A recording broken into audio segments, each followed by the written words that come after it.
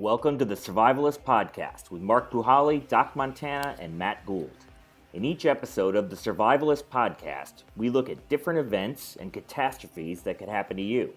Then we give you the knowledge, resources, and recommendations you need to survive. The Survivalist Podcast is brought to you by Forge Survival Supply. In an era of uncertainty, Forge Survival Supply provides more than emergency supplies. We bring you and your family peace of mind. This podcast is sponsored by Epic Water Bottles and Pitchers. Every year, millions of Americans get sick from drinking contaminated water. Epic water filters remove chlorine, heavy metals, chemicals, industrial pollutants, pesticides and herbicides, iodine, and microbiologicals from your water. All of this is done with BPA-free, recyclable bottles and pitchers that are made in the USA. So keep your family safe and healthy with Epic Water. Okay, welcome to the Survivalist Podcast. I'm Matt Gould. I'm here with Mark Buhali and Doc Montana. We went through a whole lot of stuff last time. We didn't have Mark, which was unfortunate, and we're glad we have him now. And so why don't we pick it up where we left off? We were outside in the cold, 10 degrees Fahrenheit, maybe snowing, wet, miserable. Pretty high up on the list was shelter, right? If we think about the 5 things you need. Yeah. Well, you added that if you're wet, you probably moved fire to number 1 at that point.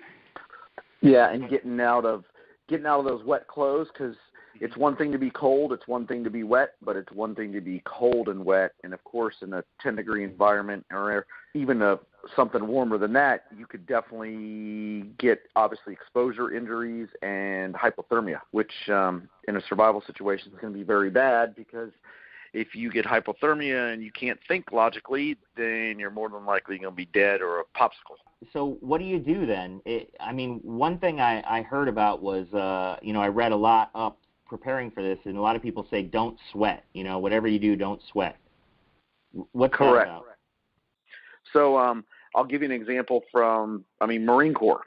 So when we would move at night in a cold environment, I would literally strip off all of my cold weather, like my polypropylene, a silk top or wool. I would strip all that off, and I would, if it was under 30 degrees, if it was 15 degrees, I would just be in my uniform with a t-shirt on, and I would have all my gear on.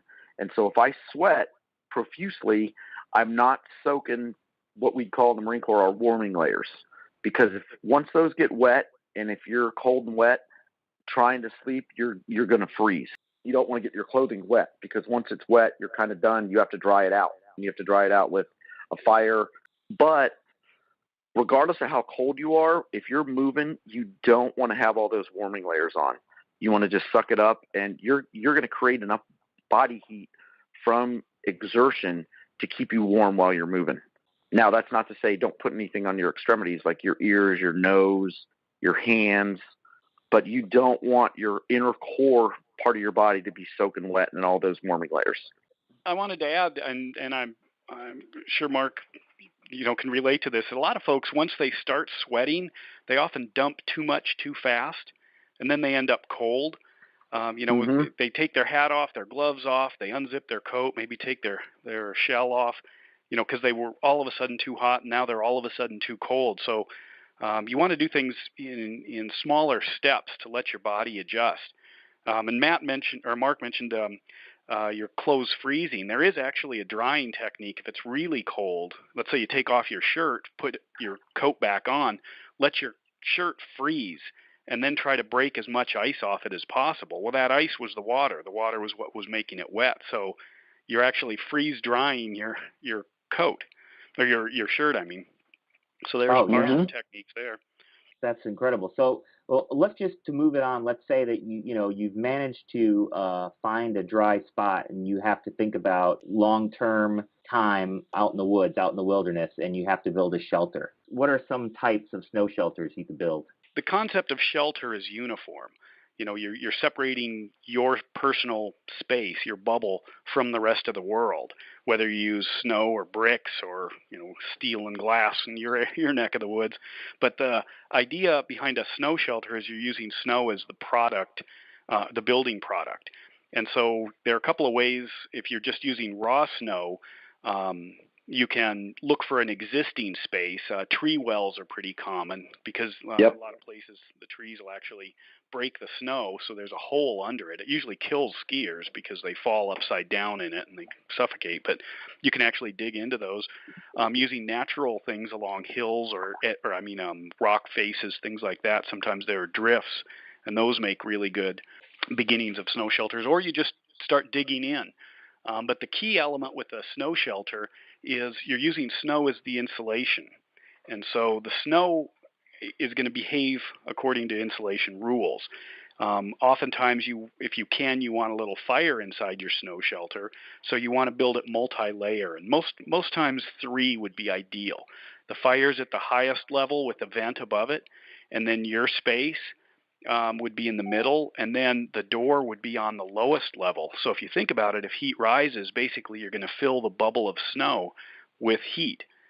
And obviously it melts, but it also can glass over with ice, which is why you need good ventilation. So you're actually inside snow that's sort of melting slowly.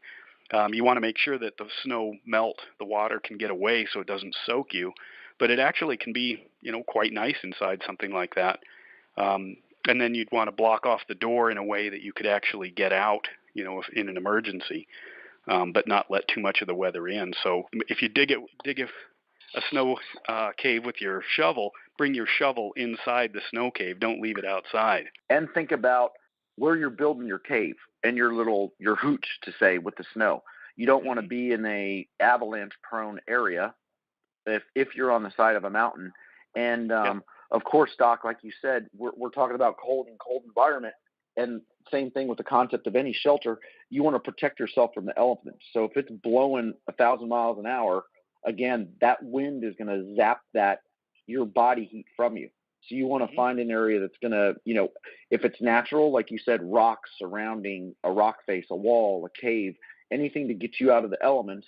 And then, of course, you're using snow. Just be cognizant that you don't want to get swept away in the middle of the night from a damn avalanche or runoff or anything that could hurt you further. And then, Doc, you talked about multi-layered. And with that concept, too, you have essentially like a sleep shelf in your cave where, again, like you said, the hot air is going to rise, and you build a shelf where the concept is the cooler air is going to be below you, like you dig a little hole next to your sleep shelf. And that could apply if you don't have a chance to build, if you're not inside a cave or a shelter. You could still use that concept in a cold weather environment of a sleep shelf. It's uniform science across all shelters. Yep. And I also read that you don't want to sleep directly on the snow, right? Or directly on the ground either, if you can help it. You want to put down some pine needles or leaves or branches, or tell me about that. Anything. Yep, exactly. Basically, in fact, a lot of folks who go out winter camping for the first time get cold because they put all their money into a sleeping bag and not into a sleeping pad. The pad actually is maybe more critical than the bag. And you've got to have that insulation layer. And you can use almost anything that isn't a good conductor. So, any kind of wood or pine needles, pine cones, branches, your backpack, anything to separate you from that part of the environment. So it's super critical. Yep. Now, what if you don't have, you're out on the prairie or something and you don't have a tree to get behind, or you don't have rocks? What about a snow trench? I've read about that. Or if you're if you're in danger of freezing to death and you got to do something fast, what about that? Yeah, the snow trench is just what it sounds like. It's like a shallow grave. And you can find them in existing, holes or depressions in snow, or you can build one with a shovel.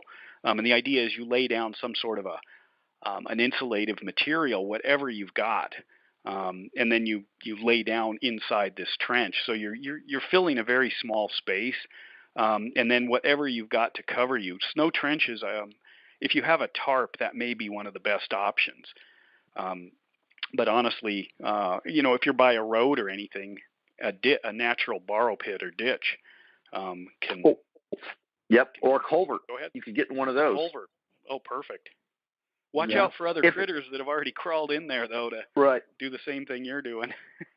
And you want to make, obviously it's not filled with water, but a culvert could still, or if you could get off again, like Doc's saying, you got to get off the ground. You got to put a barrier between you and the ground that's going to zap all of your body heat, or the snow, or the ice. And that has to be a dead air barrier. Hammocks don't work well in the winter because you're basically, you're off the ground, but now you've got cold air directly underneath you. That's why air mattresses are often so cold, because they don't have the air contained within something like a foam that keeps it from moving around. So the cold air goes to the bottom, the warm air rises, gets cold, goes to the bottom. Basically inside it's a convection oven. So if you're laying on the snow, you don't want to lay on a balloon. You want to lay on something that actually keeps the air fairly still underneath, which is why wood, pine boughs, anything that isn't just an open area. Otherwise, it's the same as standing up. The air is circulating around you. Yeah, it's fascinating. I never really thought of it like that, but that makes total sense. And what about if let's say you had to spend the whole winter out there, and I know a bit about igloos. Igloos are apparently some of the best insulated structures there are, right? And obviously people have been living them for thousands of years. What do you know about igloos? It's a more permanent shelter. They usually take longer to build, and usually you build them a lot bigger. But basically, you're using exactly the same insulative material.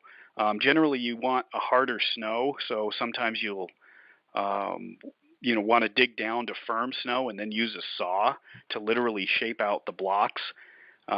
Because the blocks allow you to both make the dome shape, which is critical for that self-supporting structure, but also to seal it, to have good connections like bricks between the edges. And then basically it's like a spiral. You start out with a small block, bigger, bigger, bigger, and you keep circling around and around, and as it rolls in on itself, you get closer to the center. The center is often where you want, some sort of an opening that will allow ventilation and kind of like a teepee, and allow the fire to the smoke to get out, and then generally point the door away from the wind if you've got a consistent wind, and then you're back to exactly the same thing. You're out of the weather now. You need the insulation material on the ground, whatever that is, and then also bring your tools inside. A lot of people build something when it's not too bad out, and then they go out the next morning and there's 3 feet of new snow and they can't find their skis or snowshoes or tools or anything because they just tossed them, or even their pack if they left that outside. Yeah. They're digging around. There have been people who've gone hiking and lost their tent. They know it's around here somewhere, but it's under the snow. Yeah, and that could kill you, right? And so I heard also another thing to do is to hang your tools from a tree maybe, or at the very least, put them upright. So if you have a axe or something, stick the end in the ground facing up rather than laying it down. Yeah, you also want to be careful if you have to, wander around in the dark. You don't want to kick your axe. Yeah. But I like to have the stuff really close unless there's a lightning issue. But that's usually not a problem in the winter. If there's lightning, you move the metal tools away from you. Yeah. So I could imagine a scenario where you first get stuck out there, you build a snow trench just to save yourself, right? Conserve up some energy and get a little warmth, and then you could venture out from the snow trench to find a place where you could make a snow cave, right? And then and then start on that. And then after you got that down, then you could start building an igloo after that. And then rebuild society. Yeah, exactly. And with that, even when you build your snow cave, which we didn't mention, you still want to pack that snow because you don't want to have the thing collapse in on you. So you want to pack it before you build it. And then going back with the gear thing, I mean, this is something that you want to have like redundancy of gear. Like if I lived in Montana and Doc and I were out in the woods constantly, we would probably have our packs kind of the same way. Like I would know in the outer pocket, hey, I got a power bar. In the right pocket, I have my hygiene kit. In the center pocket, I got extra ammo. And then in the main compartment, I have my DIY freaking tarp or poncho liner, my sleeping bag, more water, a water filter. So I know where all my gear is. So if it's pitch black, I know I can reach to the right side of my pack and I have an extra water bladder or whatever. So you knowing where your stuff is. So in the middle of the night when you can't see, if your batteries die on your flashlight, and or you have an extra flashlight battery in the top right pocket, second compartment in my pack. So you practice that stuff. So it's inherent. It's muscle memory. You know where to reach. You know where to go for. And same thing in a first aid situation. If I hurt myself, I know where to go to get my gear.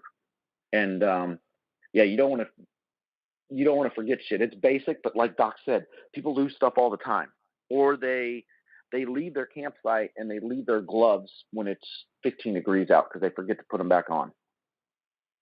Yeah, Right. That's where I get a lot of my equipment when I'm out hiking. Hey, yes. Knife. Yep. You find a lot of stuff.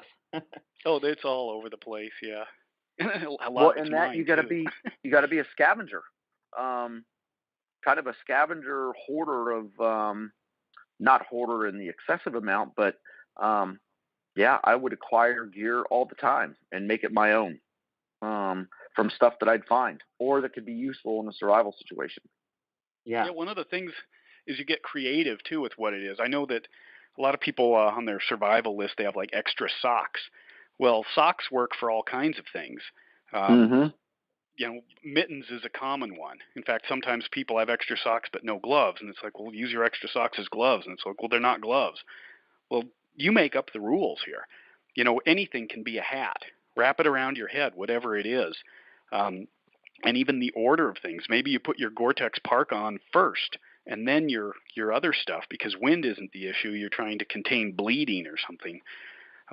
So you end up having, basically like science, a whole bunch of materials, and then you just use those materials and shapes however you need. Yeah. In terms of the shelter, just get back to one technical point. How do you keep the floor of your shelter dry when, if it's sitting on snow or it's sitting on, doesn't it, once it heats up, doesn't that turn to water? Well, first of all, cold and wet are two separate things. Antarctica is a desert. And if you think about if you have good insulation, you have no melting. I mean, ideally, if your car engine was 100% efficient, you could put your hand on it and it would be room temperature, because it's not throwing a bunch of heat out. Of course, it is. It's way hot, and all your gases, or not all your gases used to moving you forward. It's heating everything. So I've actually woken up after winter camping and had snow piled up on my sleeping bag or my bivy sack. Yeah. None of it melted. I stand up, it all falls off, just dry, just like sand. And that's because I wasn't heating to the far out layer. So if you've got a good insulation material, you're not going to melt a lot. If you don't, then heat is escaping. So anytime you find moisture, that's an indication that you're throwing heat out. Kind of like the Apple laptop we talked about. You could, if you want to heat up a cup of coffee, you can put it on your Mac. But if you don't want it to get hot, you put it on your Dell, because the Dell's better insulated, which means it holds the heat in. So the same factors apply out there. The fire, that can melt the area around it, but it doesn't have a very big radius of melting. It will melt the roof, but then that glass is over and the water can run down. So you look at what the science is telling you in terms of the phase change between a solid and a liquid, which is what melting is. Right. Wow. All right. So let's say you got your snow cave, or maybe you even got an igloo, and you're ready now. Now the next thing you're going to be thinking about is food, I imagine, right? If you run out of whatever you can carry, and now you got to go out Water and get and some food, food. yeah. Oh yeah. So let's talk about water. So can't you just eat snow? Yes and no. If you Yes got and no. plenty Yeah. of body Yes and no. but you don't get much Not moisture. yellow. And it does. Not yellow snow. Yeah. But you're not going to get that much from it. Snow is surprising, depending on the density of the water in it. But there's surprisingly little moisture in snow. You need a foot of it to get an inch of water. But if you have ice, you can melt the ice a lot easier, and that's denser, and you can drink it as it's melting. But you can also melt snow pretty fast, so you can at least get your mouth moving around if you're parched. But yeah, and then when you kind of get a routine down, you're always maybe filling a cup and setting it by the fire, and it slowly melts. So it becomes this constant process of producing a little bit of water. I should mention, if you are melting your snow cave, your fire is way too big.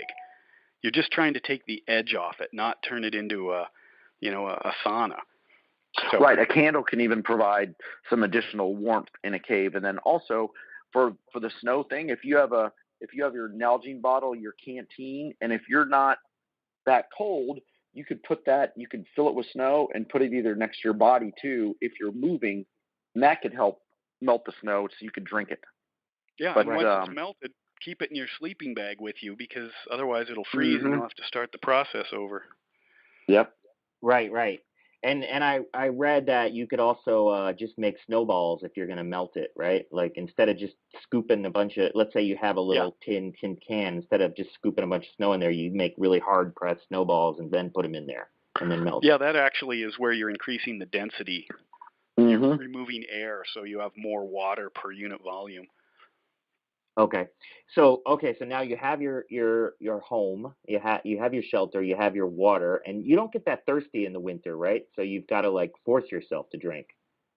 I don't think you notice it quite as much, but it's even more critical because the moisture content of the air is a lot lower, so you dry out a lot faster, and many times you're up higher. You're in a higher elevation, so that also sucks the water out of you faster. And the respiration, you're breathing harder, and the movement of air. I mean, in fact, it can be more critical to keep your body going compared to a lot of the heat-related injuries. Right, and you're going to be, the more dehydrated you are, so if you're at altitude and all these things that Doc mentioned, when you start getting dehydrated, that's when you're much more susceptible to a cold weather injury, i.e. you're much more susceptible to hypothermia. So you want to stay as hydrated as possible. And eating snow, it's going to take more calories. Not drinking water is going to take more calories. If you drink ice cold water, that's going to not only take more calories, but it's also going to zap the heat from your body. So ideally, you'd want to drink warmer water or water at body temp, or water that you just boiled if you have the means to make a fire. Right. Okay, so you have, so now you have your snow cave, you got your fire, you got your dried out, you got your drinking, and then you're going to start getting hungry, right? So is that the next thing on the list? Or it could be security, I guess. But let's talk about hunger first and what you need to do to eat. So what are the things? You look out in the winter landscape and it doesn't look like there's anything to eat. Well, first of all, there might not be. You've got to admit this, and there's a lot of kind of romanticism in people going out kind of into the wild. If you saw the movie or read John Krakauer's book, it's not an easy thing to do. You literally are trying to survive, but you can get creative. One thing that a lot of people immediately go to hunting and trapping. If you've got any potential for ice fishing, that's one that can be very successful and with very few extra calories expended, because you're sitting there waiting. And in fact, you can have multiple holes if you can get through the ice easy. But then, with that too, you can set snares also. Yeah, there's little critters running around all the time. Look for tracks or look for convergent points. And then, birds are another one.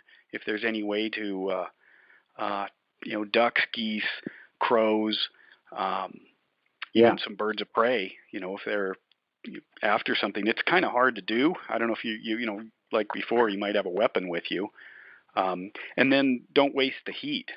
Sometimes you're out, and you do get something. Well, hang on to it for a while and absorb as much heat off of it as you can. You hear the stories of the people lost, their last survival move is they cut open their horse and climbed in to try to warm up. Or, sometimes dogs, your old faithful buddy, and sorry, get over here. Or in Star Wars, that was a big one, right? That was a big moment in Star Wars. Oh, yeah. The next part of the Survivalist podcast is brought to you by the Perry Blade Survival Knife, designed by SAS legend Mel Perry. For more information, visit perryblade.com. That's Perry, P-A-R-R-Y, blade.com. So let's say that you had the foresight or the ability to have a weapon with you. What is the best weapon that you can have that's going to help you get things to eat? A rifle. Yeah. A rifle of, a rifle, but you also have to think about what caliber you have. You don't want to shoot a bird with a .308 round because you're going to destroy it. So it's a rifle that you're accurate with, that you've practiced with, that you have the right ammo selection for the right thing you're going to kill. Right. But if you had to choose the very best one, what is it? I always heard a Ruger 1022 Takedown. Or is it called Takedown? Yeah. Yeah, the AR-7 survival rifle. I would take both of those. But then again, like Doc said, the scarcity of seeing things, depending on where you're at, if you're up at high altitude in barren terrain, there might not be any animals up there. There might be mountain goats, but with that caliber of weapon, you're probably not going to take down a goat. One thing I found, hunting in cold weather, I actually prefer bolt actions. If any moisture gets in it, which is easily possible, things can freeze up. So you might have your 1022 and it might fire once, and then the magazine is frozen, or the action gets frozen. So a pistol you can stick down in your shirt and try to warm up. Rifles, the bolt action, you can kind of force it to work, or try to clean things out as much as possible, working the action. But it's honestly, you're fighting machines. That's why they do the cold weather testing. You know all about that, I assume, Mark. Yes. As far as taking, yep. The military guns down to Antarctica or wherever they go, or Alaska, and let them fill up with snow and play around, leave them in the freezer, and then and using the right type of lubricant that's not going to freeze. There's different ones depending on what Again, we always go back to this, but again, thinking about the environment you're in and then having the appropriate gear with you when you're in that environment.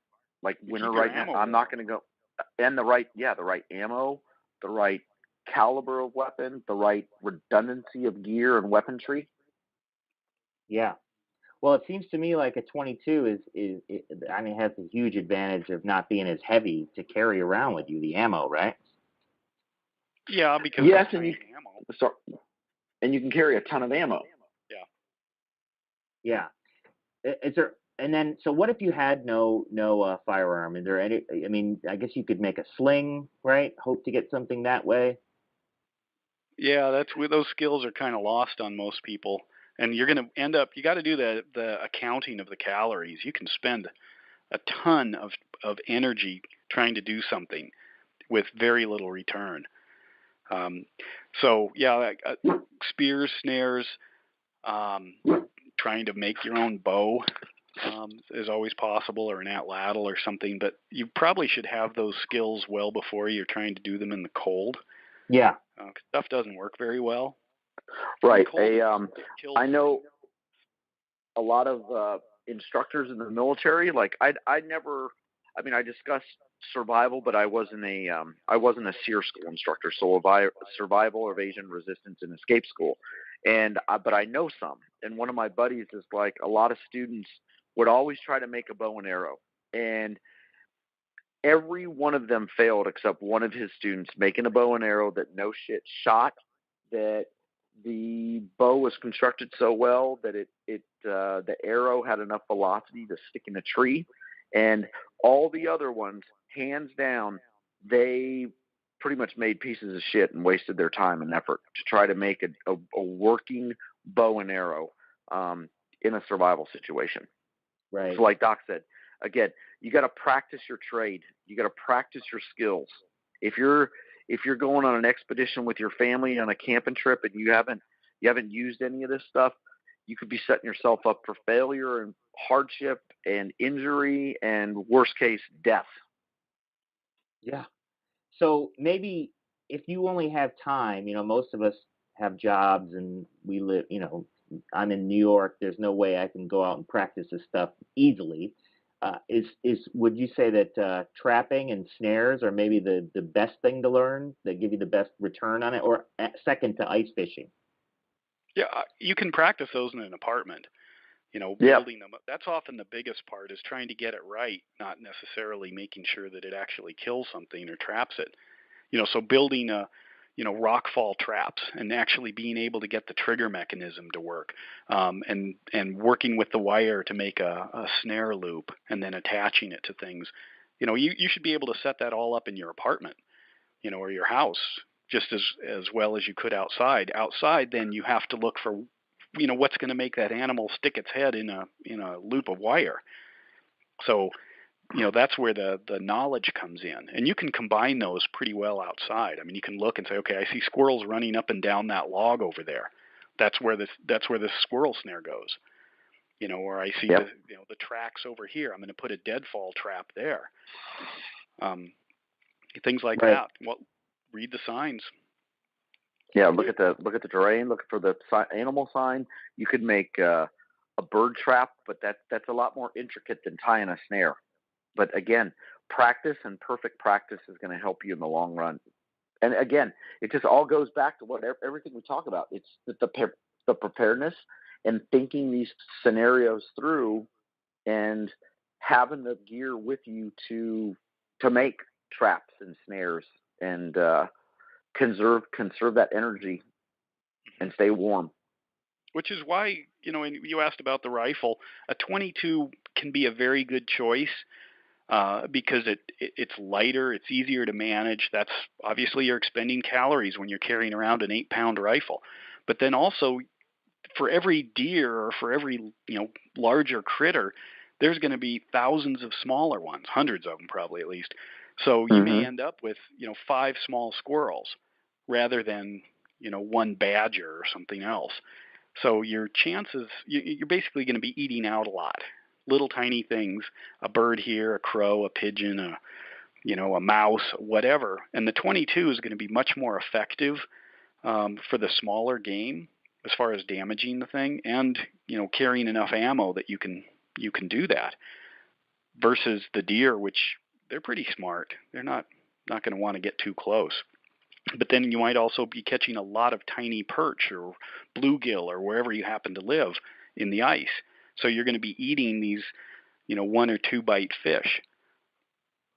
Right. So, and if you don't really know what to do, let's say you get your squirrels or your mice or different things, what's the basic thing you have to know for how to, clean it to be ready to eat it? You got to get rid of the stomach contents, right? And the intestines, because that can make you sick. It can, vary. And of course the meat could too if you don't cook it right. But you just get rid of the parts that the skin, as much bone as possible, the head, the feet, and the internal guts, and eat everything else. And when you essentially you're gonna cut the animal, clean the animal, dress the animal from pretty much asshole to like sternum to open them up. And when you puncture them, you don't want to push in so hard that you hit the bladder, you hit the intestines, because you don't want to have fecal matter or urine contaminate the meat. If you do, you want to try to rinse it off. And like Doc said, you want to cook the stuff very well, because you don't know if there's parasites or anything else in that animal.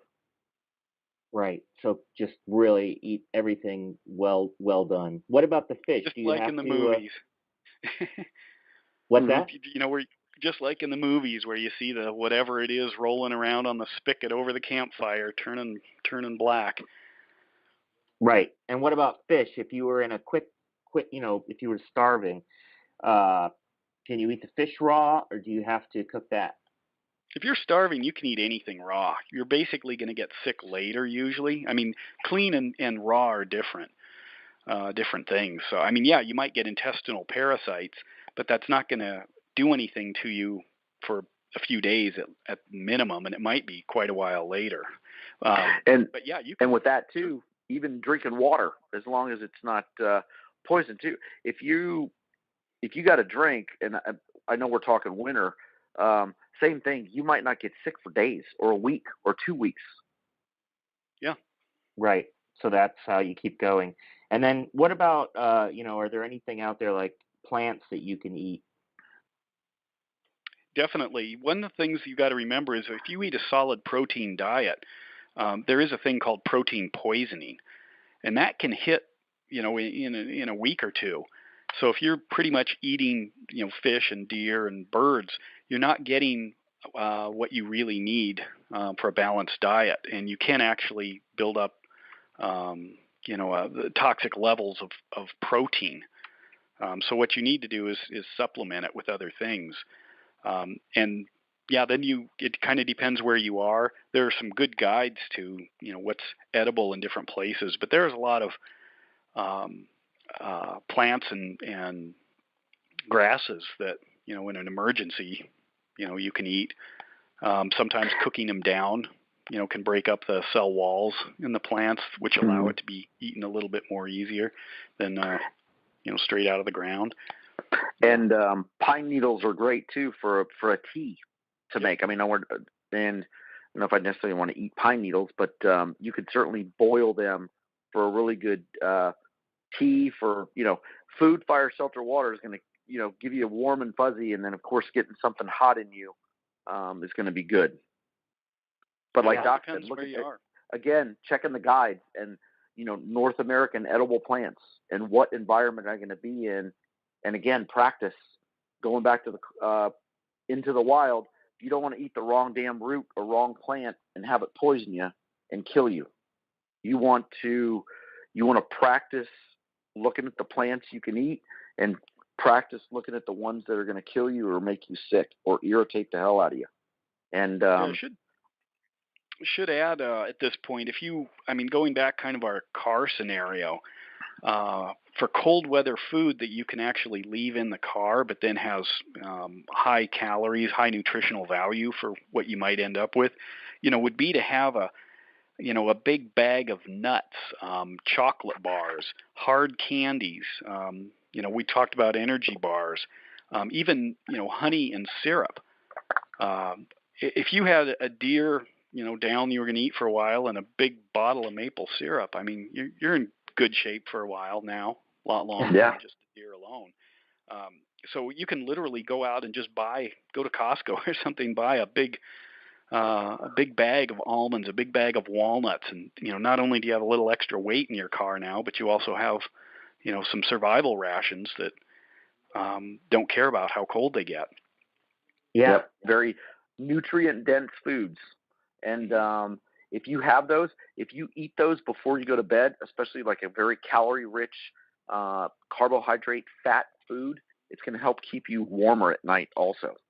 Oh, I'm so glad you mentioned that. That's, a sleeping bag, sleeping pad, and what you ate for dinner are probably the three things that, once you're inside a decent shelter, that are going to make the biggest difference. And I meet so many folks who go out, they try winter camping, they're cold, they arrived late, it's dark, so they just go to bed and they freeze all night. And I say, what did you eat for dinner? And it's like, well, it was cold. Well, what did you eat? Nothing. Or I just had a little of this. Well, that's wrong. That's what's wrong. That's why you're cold. It isn't your bag. It isn't the tent. It isn't the sleeping pad. It's you had nothing on the inside of you. So force yourself to eat and drink before you go to bed. Yeah. And what did you say before, Mark? You said coconut oil, right? Would be coconut oil. Yeah, coconut oil is really good, and again, high fat content. And sorry, my dog's here. Somebody outside, but yeah, really good.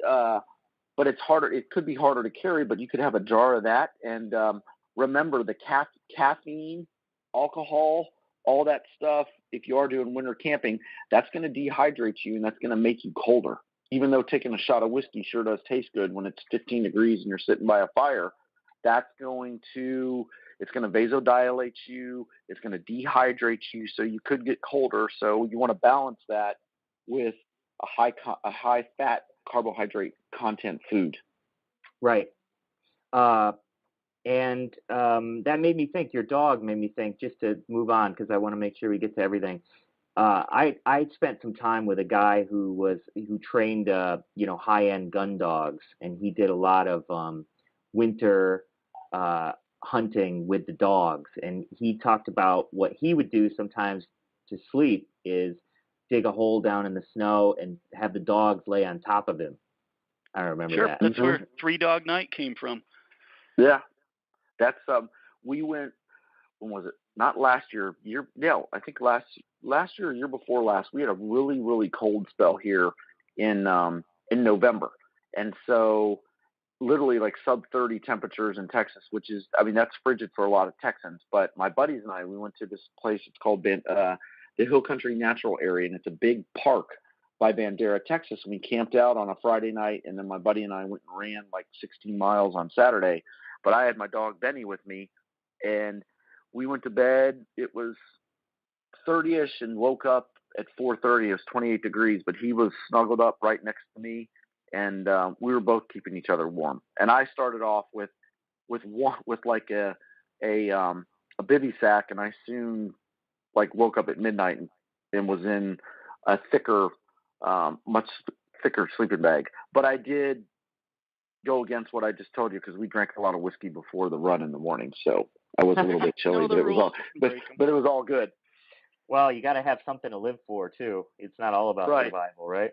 Well, exactly. It was practicing, so it was good stuff. But yeah, we gave each other a little bit of warmth. And again, hey, here's another survival story, cold weather situation from I was stationed in Hawaii, and people don't think it gets cold in Hawaii. We would do all of our training on the big island of Hawaii, up between the two mountains in this area called Pahakalua Training Area, and it snows on Mauna Kea. So one of the Marines, they were out doing patrolling, and his buddy was hypothermic, so they both got naked and both got in their sleeping bag together. And he actually got a Navy Achievement Medal for saving the guy's life. And so don't poke him in the butt, but you could still get in a sleeping bag and stay warm together, unless you're into the poking thing. But the body heat of two people can keep people warm. Yeah. What you're after there is the conduction side of it. If you go back to the science to try to put that together, if you are both wearing clothes, then you both have insulation barriers between you. So the cold guy is not able to warm up because he's not producing much heat, and he's insulated from the rest of the world. So you get rid of that insulation because he's not using his insulation because he's cold. He's already hypothermic. So then you want to increase the conduction between the bodies, and the way you do that is to remove insulation. Yes, sir. That makes sense. All right. So, and with that, yeah, go ahead, Mark. We talked about kind of redundancy of gear, and one thing I just wanted to mention, I mentioned it earlier, but wool. Again, wool can keep you warm when it's wet. So I might have the latest, greatest, best fiber material gear, down, Gore-Tex, Arc'teryx, Mountain Hardware, all this high-speed shit. But if it gets soaking wet, you're done. But I always have a backup pair of like old Marine Corps wool socks, old Marine Corps wool gloves, a wool cap, and it's a Marine Corps sweater called a woolly pulley sweater. So that stuff, it's in my gear as a backup in case everything else goes bad. I got a pair of wool socks, wool gloves, wool cap, and a wool sweater I can put on. So I just wanted to mention that. So I wanted to talk about how you can get around. If it's, say you're in deep snow, there's deep snow, and you know that Doc and I talked about this last time, that, just to walk a mile in that deep snow is going to take you 4 or 5, 6 times the effort of walking not in the deep snow, right? And sap all your calories and make you go cold. So snowshoes, if you had them with you, would be a great thing. But what if you didn't have them with you? Is there anything you can do? Well, you reduce it down to the function. A snowshoe, basically is providing a greater platform to push down on the snow. It distributes your weight over a greater area, so your sinkage is lower. The minimum that the U.S. Snowshoe Racing Association thinks is a snowshoe is about 120 square inches of functional deck with about 7 inches of width and maybe 22 inches of length. So that gives you a size that they consider as a functional snowshoe and not a big boot or something else. As far as creating something like that, you can use any material you want. Just remember that you're going to have to move that material. So if you built it out of 1/8-inch steel, you got to pick those up and set them down.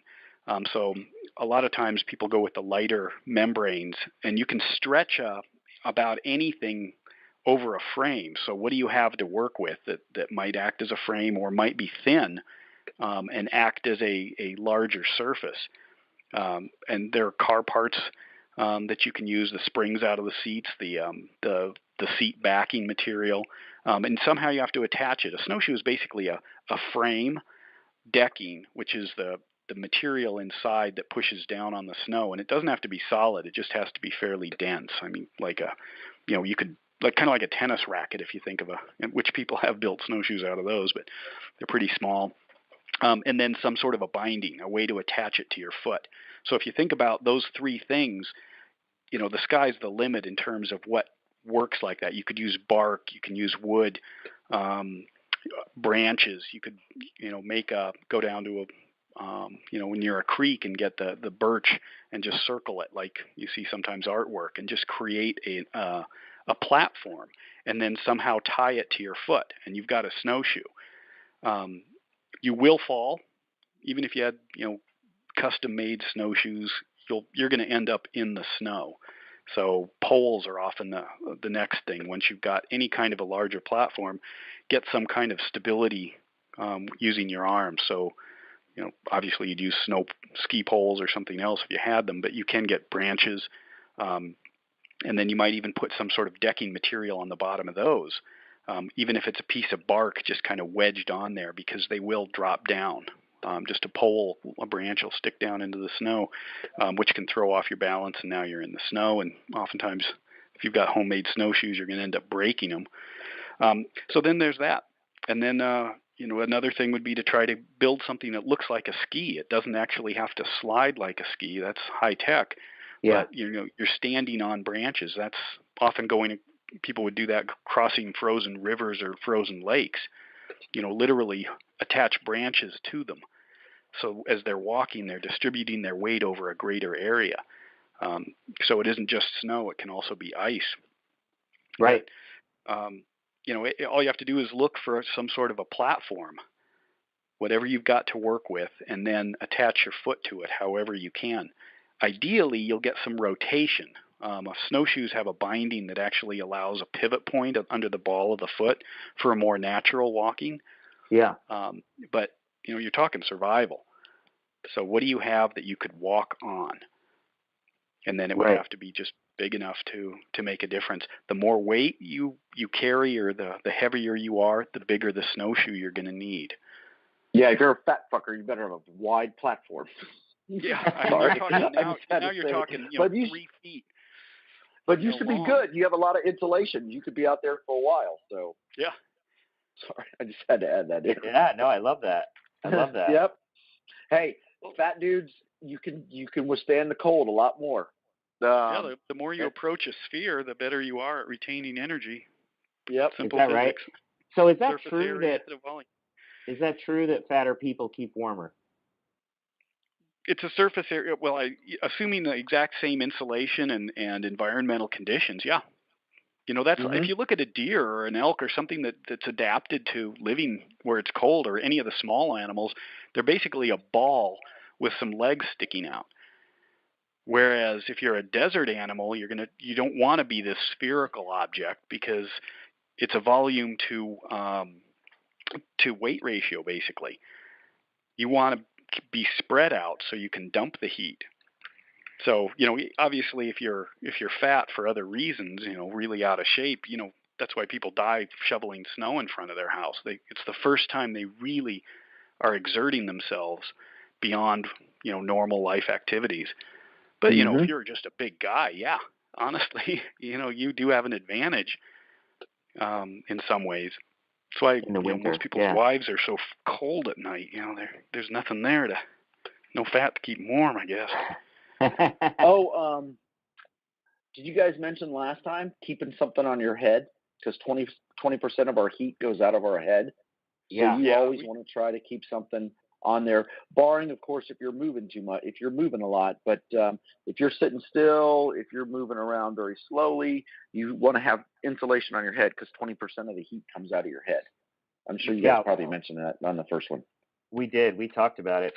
I think, there's a lot more we could talk about, and we should maybe do a future episode about long-term bugging in with no heat through the winter. I know, Doc, that's one thing you want to talk about, and I think we should do that, but I think we've covered it pretty well. So what we've covered is you could, dig yourself a snow trench, get out of the cold, warm up, dry off, you freeze your shirt, break off the ice, right? You dry off. Fill your boots with hot rocks to dry them. That's one I was going to mention if we got into how to dry off. Oh, that's a good one. So then you get your more longer-term snow cave. You figure out how to build your snowshoes. You figure out how to feed yourself with fishing and 22 plinking, I guess, and then or snares, and then you're off, and you can conceivably walk back to somewhere that's not so cold. Or walk to somewhere that's not so cold. It's like The Walking Dead. I always think not The Walking Dead, but other zombie movies when they're freezing, I think, walk south. Yeah, at a quarter mile an hour. Yeah, they never do it, though. I'll mention here, we want to end on a gross note. There are stories of people who are, climbing or just lost, and they get, severe frostbite on their feet. And they basically decide, okay, I'm going to lose my feet, but I'm going to just let them freeze. They have, stories of people keeping them outside of the sleeping bag to keep their feet frozen, because if they thaw, they can't walk anymore. But as long as they're frozen, they're still on their feet. I mean, they're still there. So they know they're going to lose them, but they're going to end up trying to keep them frozen so they can move, and they lose all their toes and maybe their whole foot, rather than trying to warm them up, because then they're damaged and you might not be able to walk. So it gets pretty creepy. That is creepy. I thought you were going to go full zombie mode and be like, I'm going to cut off a toe and chew on that sucker for a day. There are actually mathematical equations to try to figure out how much of your own body you could eat. It turns out it's next to nothing because the trauma versus the caloric intake. So you can't really eat yourself. There was a Stephen King short story about a guy stranded on a desert island who ate parts of himself. He was a surgeon, so he was able to I guess keep cauterizing it or something. It started with his earlobes, and then he went on. Pretty crazy. What about?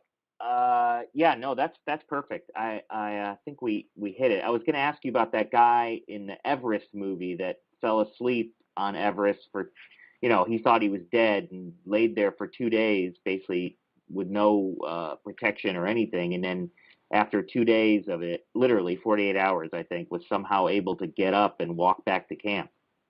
Yeah, that was Beck Weathers. Beck Weathers, yeah. He was from Texas, I think, wasn't he? Texas guy from Dallas. Yep. I think he was a dentist. I can't remember what the heck he did. I think so. But he lost a bunch of parts. If you've seen a picture, yeah, he lost face. I think he lost a hand, foot, his nose froze. Well, he had a great moment of survival, as I recall in that story. He basically realized if he wanted out of there, he had to do it. Nobody was coming to get him. It was over. Right. So somehow he got up and kept going. Yeah, I guess he just defied the odds. Most people would have just died in that scenario, right? Well, but it's the power of your mind. Like when I went through recon school and we did our scout swimmer package where we're getting in the water, we talked about water temperature, hypothermia, and survival rates. And so the will to live in 50-degree water or 40-degree water, it's all will. And Beck Weathers, like you just said, he's a prime example of it. It's how much are you going to fight? You're left for dead at 29 grand, 28,000 feet. are you going to die or are you going to get up and fucking move? I mean, it's the power of your mind. Well, perfect note to end on. Thank you, guys. I want to make a note about our podcast. We're going to be on a much more regular schedule now, doing them every single week. So look for this podcast to come out a lot more frequently. And we have a bunch of new sponsors, and thank you to all our sponsors, and we'll be mentioning them. And this podcast is only going to blow up more and more. So keep listening, please. Thank you. You've been listening to the Survivalist Podcast with Mark Puhaly, Doc Montana, and Matt Gould. Brought to you by Survival Cash, Forge Survival Supply, Epic Water Bottles and Filters, and the Perry Blade. Please visit our website, thesurvivalistpodcast.com, for more information.